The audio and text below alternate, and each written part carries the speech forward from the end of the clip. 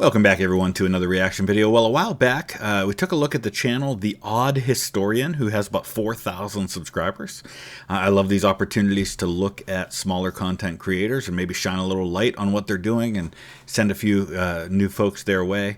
And The Odd Historian had a video that we took a look at called History's Overrated Generals. And I'll put a link down in the description to that reaction that we did a while back, as well as to the original for this one, which came out 6 months ago. And this one's called History's Underrated Generals. So we'll take a look at it, offer some commentary, see what I agree with, see what I don't agree with. When the video is over, let me know what you liked, what you didn't like, who you think should have been on the list, who shouldn't have been on the list. Let's have a conversation about history. Let's dive in.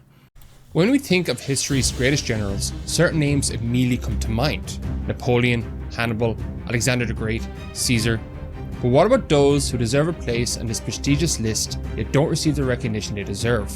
Or perhaps those whose reputations fall short of their true accomplishments? Here, we are going to look at some of history's underrated generals. William Slim is probably one of the most underrated generals of World War II. I think underrated for most people, but for those especially who are students of this time period and of this army, they know who he is. Efforts to reorganize and retrain his forces, coupled with his innovative tactics, turned a demoralized and retreating army into a formidable force that achieved a decisive victory over the Japanese. Yep. William Slim assumed command of the Burma Corps in 1942. The situation was dire.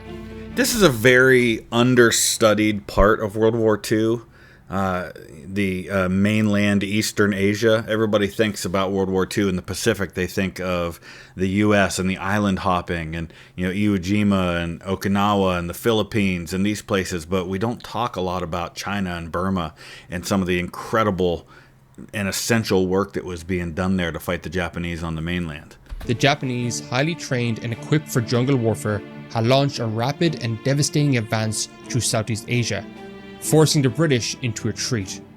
Slim inherited a poorly coordinated force that suffered from low morale, insufficient training, and inadequate supplies. And was anybody, in any of the Allied armies, really prepared for this kind of jungle warfare? He inherited a really difficult task and performed admirably with it. The retreat through Burma was one of the most grueling episodes in World War II. Slim's forces, along with thousands of civilians, trekked through jungle terrain, often under attack, to escape into India. Despite the chaos, Slim demonstrated remarkable leadership, maintaining cohesion and ensuring the survival of many of his troops, who might have otherwise have been lost. Slim recognized that the army needed fundamental changes in organization, tactics, and mindset in order to overcome the Japanese. His first priority... And this is what's so important about the history of warfare, is how many times have the generals who end up being victorious, they're the ones who adapt, who learn and make changes rather than stick rigidly to what they were taught and what they thought had to happen. Was to address the army's logistical challenges. Operating in the dense jungles of Burma required innovative solutions to ensure troops were adequately supplied. Slim worked closely with logistical experts to develop an air supply system, enabling the army to remain mobile and sustained, even in remote areas. This system became a cornerstone of the campaign's eventual success. Slim also focused on improving the army's morale and combat readiness. Recognizing that his troops needed to overcome the psychological dominance the Japanese had established, he prioritized training in jungle warfare, ambush tactics, and small unit operations.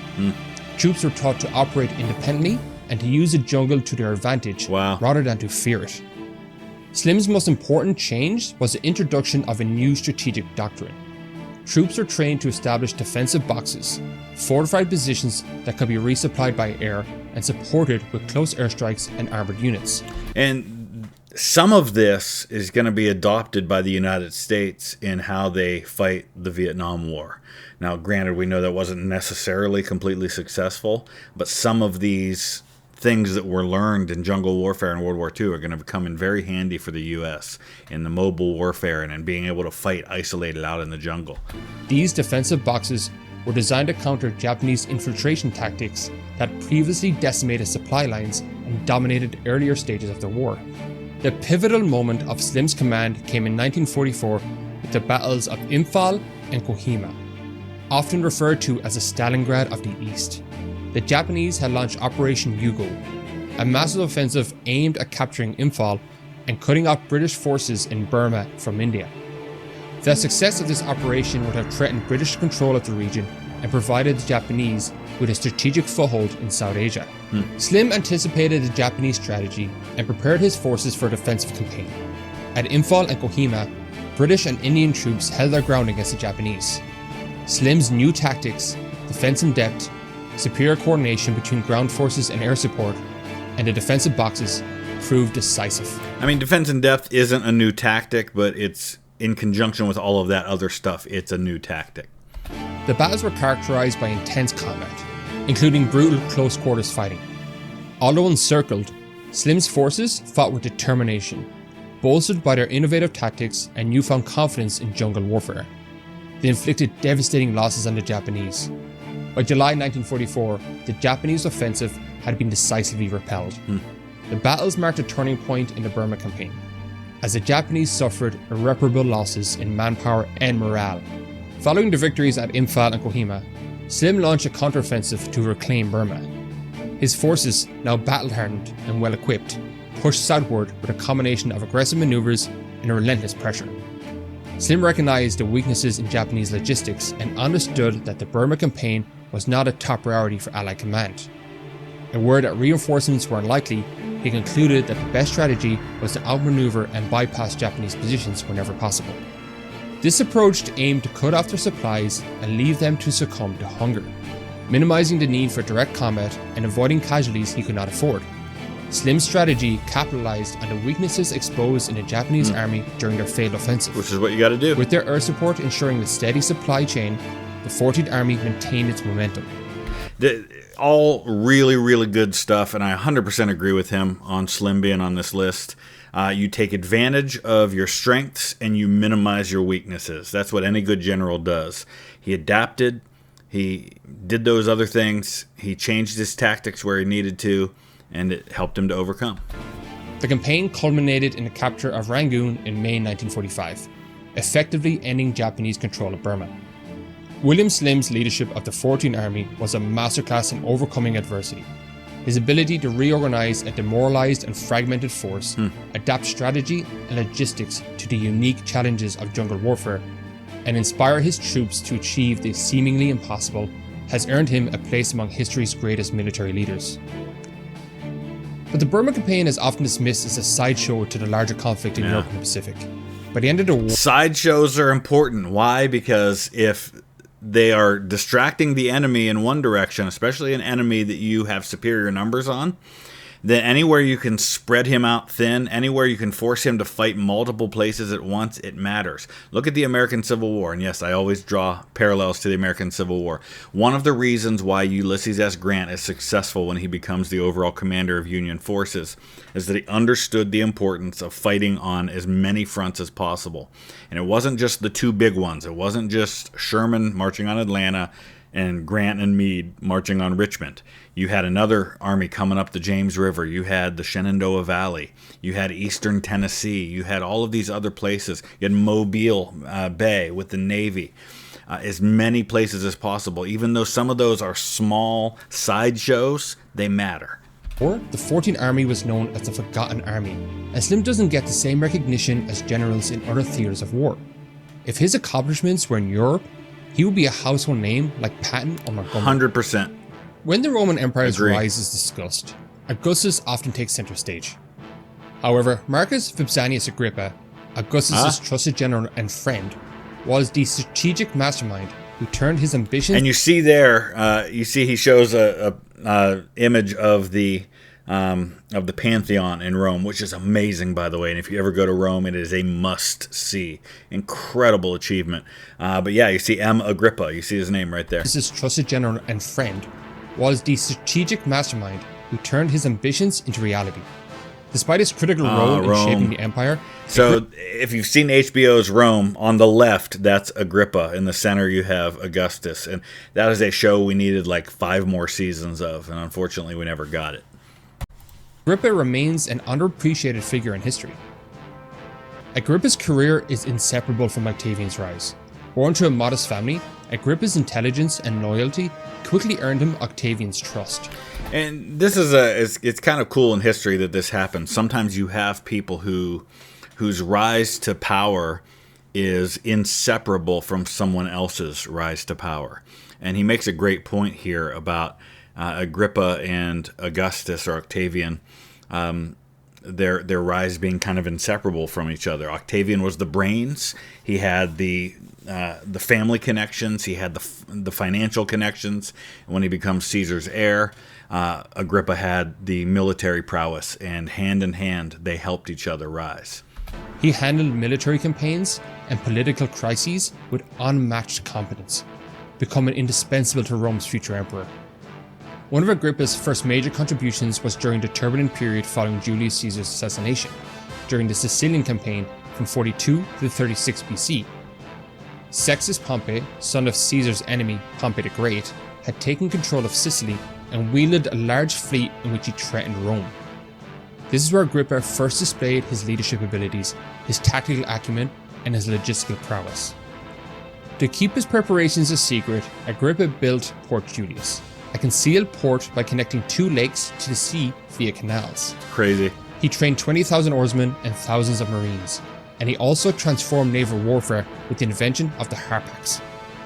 Unlike the traditional corvus, a boarding bridge, the harpax was a grappling device launched from a ballista, enabling Roman ships to haul enemy ships closer for boarding at greater distances. Wow, that's cool. With his fleet prepared, Agrippa set sail and encountered and beat Sextus's forces on two different occasions.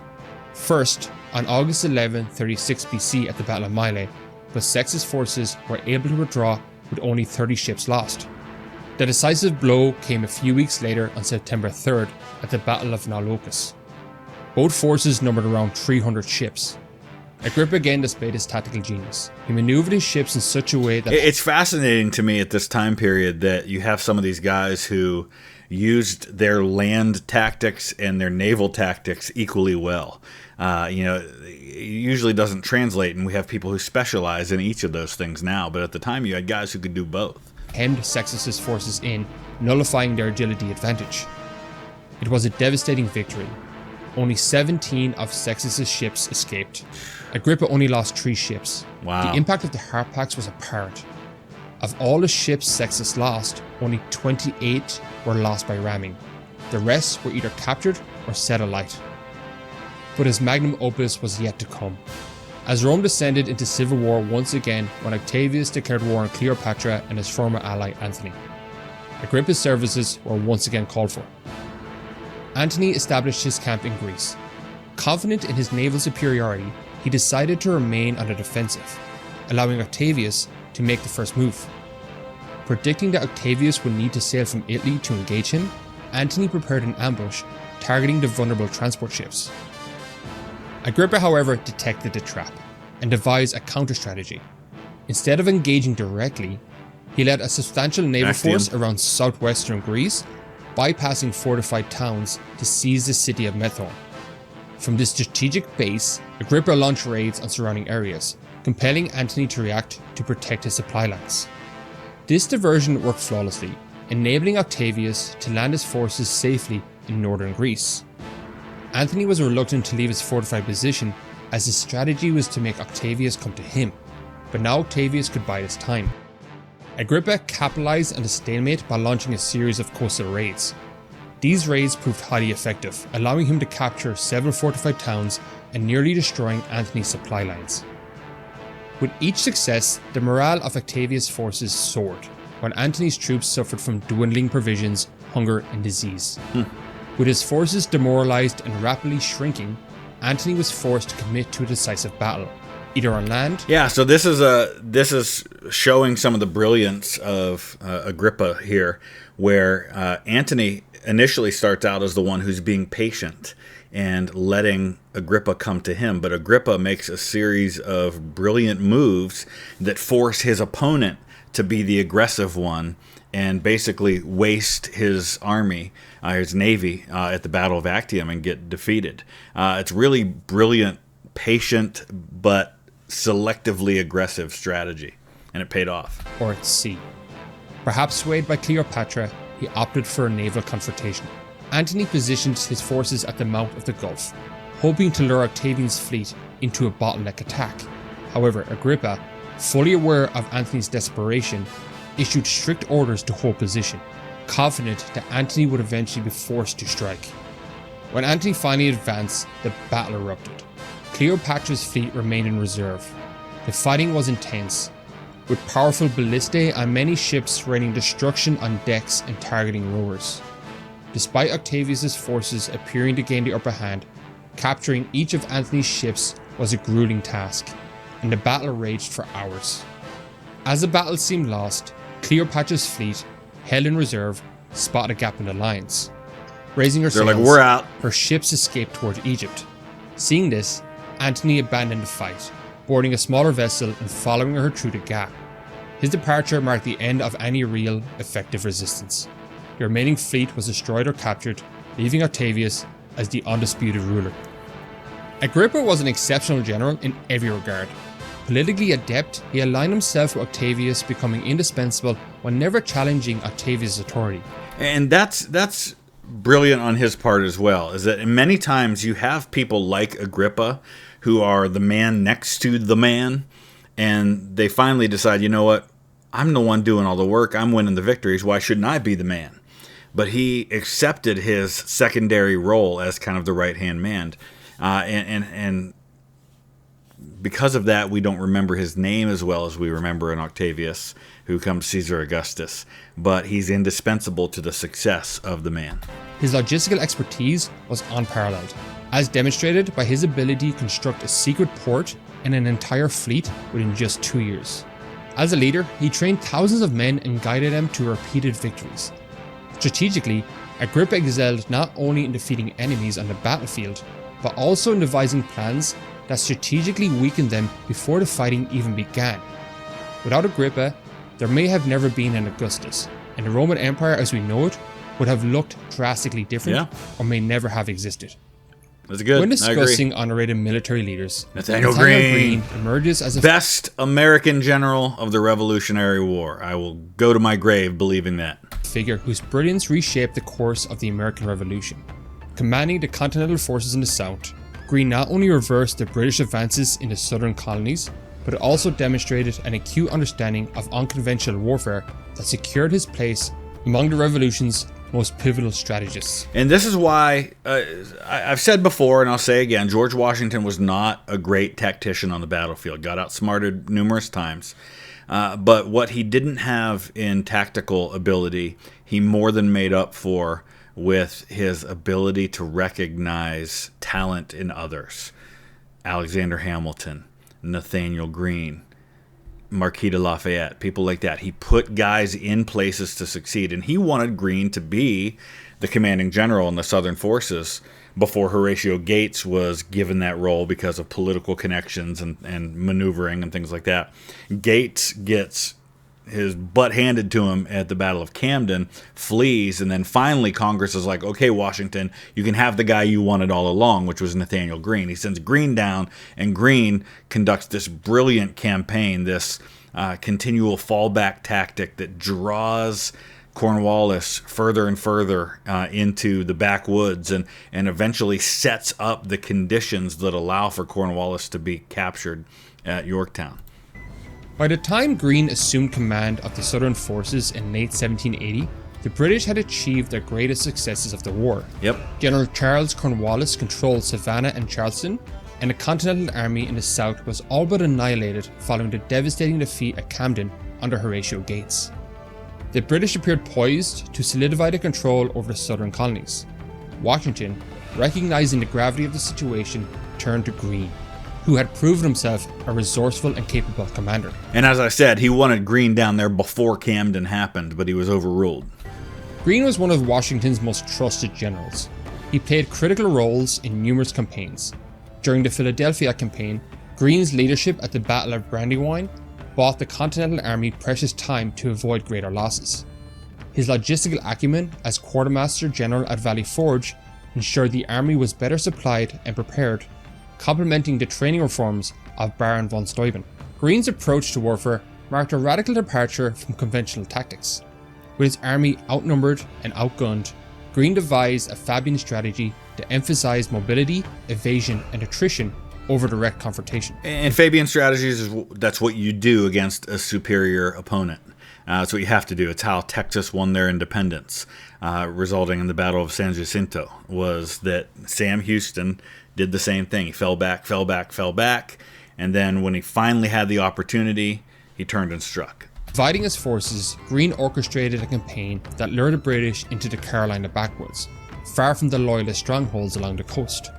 While Cornwallis claimed tactical victories, they were Pyrrhic victories in nature, exacting heavy casualties on his troops and stretching his supply lines to the breaking point. And this is what, when people ask me why I don't rate a guy like Robert E. Lee higher in the American Civil War, is that he never understood that this is the strategy he should have employed. That he finally does in 1864, where he draws back and he starts digging in and forces Grant and Meade to hit him head on and suffer massive casualties. Instead of marching into Maryland and marching into Pennsylvania, he should have done the same thing and drew the enemy in, especially in the West, with deep supply lines, forced them to spread out. The culmination of Greene's southern strategy unfolded at the Battle of Guilford Courthouse in March 1781. Following a series of tactical retreats, Greene's forces confronted Lord Cornwallis in a fierce 90-minute engagement. Although Greene chose to withdraw from the battlefield, the British suffered heavy losses, casualties amounting to nearly a quarter of their troops. This period of victory, you can lose every battle on the battlefield and win the war, and the Americans largely lose most of the major battles. If you're able to inflict heavy losses, if you're able to inflict heavy morale defeats, you can win a strategic victory. He left Cornwallis' army depleted and unable to pursue Greene, forcing them to retreat to Wilmington. From there, Cornwallis marched to Virginia, unwillingly setting the stage for his ultimate defeat at Yorktown later that year. While Cornwallis moved north, Greene turned his attention back to the south, determined to wrest control of the region from the British. Later that year, Greene's strategy bore fruit again at the Battle of Eutaw Springs in September 1781, one of the final major engagements in the south. Greene's forces launched a determined assault on British forces under Colonel Alexander Stewart. The battle was fiercely contested, with both sides suffering significant casualties. Though tactically inconclusive, Eutaw Springs marked a strategic turning point. The British, unable to hold their ground, retreated to Charleston, effectively ceding much of the interior to the Continental forces. In recognition of his success, Congress awarded Greene a gold medal after the Battle of Eutaw Springs. And there's a reason why we have so many towns called Greenville in the United States, especially the eastern United States, named after this guy. Recognizing that he was not the most adept tactical commander, Greene crafted a strategy that compensated for his limitations while capitalizing on British vulnerabilities. We just talked about this with William Slim, right? You minimize your weaknesses and maximize your strengths. That's how you win. You don't try to be what the other guy is. You have to know what your army is capable of and maximize that. His ability to adapt and outmaneuver the enemy on a broader strategic level ultimately turned the tide of the Southern campaign in favor of the Continental forces, paving the way for the eventual restoration of continental authority across South Carolina and Georgia. Greene's legacy remains overshadowed by figures like Washington, Lafayette, and Cornwallis. This oversight stems from several factors. Unlike other generals, Greene lacked a single decisive battlefield triumph. His victories were strategic rather than tactical, and his most significant accomplishment, the reconquest of the South, was a prolonged campaign rather than a singular event, and overshadowed by the siege of Yorktown, which is only possible because of Greene. Furthermore, Greene's economy... Listen, I gotta say, so far, the way that the Odd Historian is framing all of this and his logic behind his choices for underrated generals is really sound, and I'm very impressed with not only the people that he's chosen, but the reasons why he highlights them. Death in 1786, just 3 years after the war's conclusion, deprived him of the opportunity to participate in the shaping of the fledgling American Republic. Now, I don't think Greene was one of the greatest generals. He was tactically too weak for that, but he definitely deserves a greater reputation than he currently holds. Jan Zizka stands among history's elite military commanders, renowned for his undefeated record on the battlefield. He was born around 1360 in Bohemia. Oh, Bohemia, so modern-day Czech Republic. Awesome. I have a great uncle. I can't remember how many generations, who was a general for them. He was born in Ireland. He was a Maguire. And blind in one eye, and later in life he will lose sight in the other, earning him the moniker the Blind General. Zizka first gained prominence serving under John Sokol, a Bohemian noble. In 1410, he participated in the Battle of Grunwald, where the Polish-Lithuanian alliance defeated the Teutonic Knights. By 1411, Zizka had entered the service of Queen Sophia of Bohemia as a bodyguard. It was during this time he encountered Jan Hus, a reformist priest whose ideals profoundly influenced him. Hus denounced papal corruption and insisted that supreme authority lay in the Bible. Yeah, Jan Hus is like a precursor to Martin Luther. A radical stance that led to his excommunication in 1411. When Hus was burned at the stake in 1415 for heresy, his death ignited widespread outrage among his followers, the Hussites, and solidified Zizka's commitment to their cause. The Hussite movement became a beacon of resistance against both the Catholic Church and Emperor Sigismund, whom they had responsible for Hus's execution. Zizka's leadership came to the forefront during the first defenestration of Prague in 1419, when Hus had tossing people out windows. When we were in Prague, we went around and we actually looked at some of the windows where these people were thrown out of in the defenestrations. Protesters threw Catholic councillors from a window, sparking a rebellion. King Wenceslaus IV's death shortly after this event left Sigismund poised to claim the Bohemian crown. I believe this is also the time period that's in the Kingdom Come Deliverance games. Fantastic, by the way. Hussites resisted his rule, setting the stage for years of conflict. Zizka's ability to innovate was crucial in overcoming the Hussites' disadvantages in resources and training. He transformed peasant tools, such as threshers, into flails and introduced war wagons fortified with planks and loopholes for crossbows and firearms. Again, minimize your weaknesses and build up your strengths. Common theme here. Each war wagon was manned by a team of 20 soldiers, including 2 armed drivers, 6 crossbowmen, 2 handgunners, kind of an early tank, flail-wielding infantry, 4 halberdiers, and 2 shield bearers. Wow. As enemy cavalry charged, the crossbowmen and handgunners unleashed a volley of deadly fire, dismounting many attackers. Once the riders were unhorsed, the infantry armed with flails and halberds moved in, delivering devastating blows to neutralizing the remaining threat. Zizka revolutionized battlefield tactics by organizing these wagons into square formations known as Wagenburg or Wagon Fort. This defensive square provided both protection and a lethal platform for counterattacks, allowing his forces to withstand and repel even the most formidable assaults. It's kind of circling your wagon, so to speak, and it's the formed square that would be used in Napoleonic eras to combat cavalry charges. In one of his first major victories, Zizka defended the town of Neckmere against a royalist force 5 times larger than his own. Using war wagons strategically, his 400 infantry defeated 2,000 cavalry, making the first recorded use of this tactic. When Pope Martin V called for a crusade against the Hussites in 420, Zizka was appointed the movement's military leader. At the Battle of Sudomir, he used drained fish ponds and war wagons to neutralize the royalist force, further enhancing his reputation. Later that year, Zizka defended Prague from Sigismund's massive crusading army of 80,000 troops. Recognizing the strategic importance of Witkov Hill, Zizka fortified it and repelled an assault by 8,000 crusaders. Wow. His success forced Sigismund to abandon his campaign. Despite losing his remaining eye during the siege, Zizka continued to lead with unparalleled strategic insight. The Blind General depended on detailed intelligence about enemy movements and the terrain and devised his battlefield strategies. I'm impressed. In all, Zizka fought in 9 major battles and won all of them. In 1424, he launched a campaign to liberate Moravia.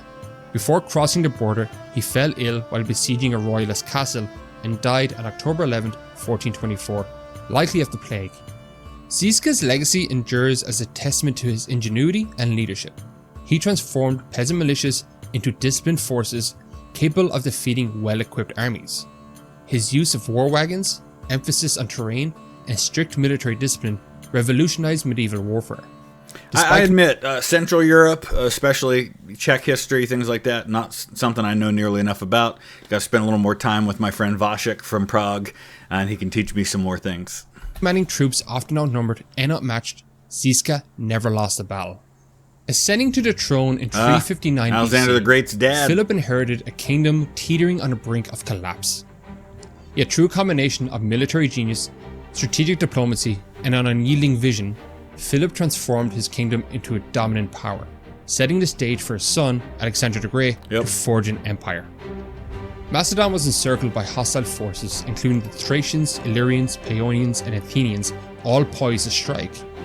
However, Philip skillfully neutralized these threats through a combination of strategic bribery and diplomatic marriages. It's really, when you think about it, it's pretty remarkable that some small kingdom like Macedonia can not only conquer all of Greece, but conquer so much of the known world at that time. To go from Philip to the end of Alexander the Great's reign is a remarkable achievement. Effectively buying his kingdom the time it needed to recover and strengthen. During this brief respite, Philip began overhauling Macedon's military. He reorganized the army, introduced innovations that would become the hallmark of his reign. Chief among these was the development of the Macedonian phalanx, a formation that revolutionized ancient warfare. Philip's introduction of the And sometimes it's, in modern times, major doctrinal or changes in strategic changes can give you an edge, but they're not going to cause a very small force to conquer the world, so to speak. But at this time, and we see this multiple times throughout history, in the age of handheld weapons, and the age before gunpowder and firearms and things like that, a significant tactical change in how you fight a war can allow a very small force to conquer multiple larger forces over time. The spear was a seemingly simple yet transformative innovation. By doubling the spear's length, he effectively doubled the distance between his soldiers and the enemy's weapons. The extraordinary length of the sarissa also allowed additional rows of phalangites to project their spears forward, forming multiple layers of defense. This configuration created a nearly impenetrable barrier, rendering the Macedonian phalanx a dominant force in the battlefield. In addition to infantry tactics, Philip enhanced the effectiveness of his cavalry by establishing the companion cavalry. This elite unit was composed of the Macedonian aristocracy and often led personally by the king in battle. His first major victory came against the Illyrians in 358 BC. Leading his troops personally, Philip decisively defeated the Illyrian king, liberating Macedon from Illyrian dominance and reclaiming lost territories. This victory not only solidified his rule, but also boosted the morale of his subjects, who began to view Philip as the savior of their beleaguered kingdom.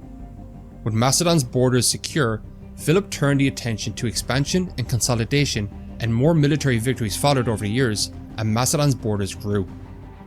Philip's military successes were matched by his extraordinary diplomatic acumen. Recognizing the importance of alliances, he used marriage as a tool of statecraft. So that's also really important, is the ability to not only develop a victorious strategy on the battlefield, but also to know how to handle your enemies and also your allies off the battlefield. And it's a rare person who can be good at both of those. And we've seen that through history. When someone is good at both, they tend to be pretty successful. Over the course of his reign, Philip married multiple times, forging bonds with powerful neighbours and neutralizing potential threats. For instance, his marriage to Olympia of Epirus brought an important ally into Macedon's sphere of influence and produced his heir Alexander. Philip also cultivated alliances through negotiation and bribery, understanding that diplomacy could achieve what war could not. Unfortunately, it didn't keep him from getting assassinated, though. Philip's most famous military campaigns were those that brought all of Greece under his control. His strategic brilliance was on full display during the Battle of Chaeronea in 338 BC. Facing a coalition of Greek city-states led by Athens and Thebes, Philip and his young son Alexander commanded the Macedonian army to decisive victory. This victory marked the end of the Greek city-states' independence and the beginning of Macedonian hegemony. To solidify his dominance, Philip established the League of Corinth, a federation of Greek city-states united under Macedonian leadership. Though nominally an alliance, the League was effectively a mechanism for Philip to control Greece while maintaining the illusion of autonomy. All of this sets up Alexander the Great for the successes that he had. During the reign of Philip, the once peripheral kingdom of Macedon rose to dominate the Greek world in just a quarter century, a transformation driven by Philip's visionary leadership and transformative policies. Without Philip's groundwork, the achievements of his son Alexander the Great would have been unthinkable. Alexander's legendary conquest relied heavily on the military innovations of his father and a politically unified Greece that Philip brought under Macedonian control. Alexander's fame has largely overshadowed Philip's legacy, but the elder king is equally, if not more so, deserving of the title, the Great. Next, I'll be doing his... Yeah, that was good. That was really good. What would you add? Who do you think should have been on the list that wasn't? That's an underrated general. And did you disagree with any of these? And what would you add to his conversation? I thought that was well done. Definitely check him out. If you like what you see, give him a subscribe and watch some of his videos. Let's get that 4,000 number built up a little bit so we can encourage him to keep making great content. Thanks for watching.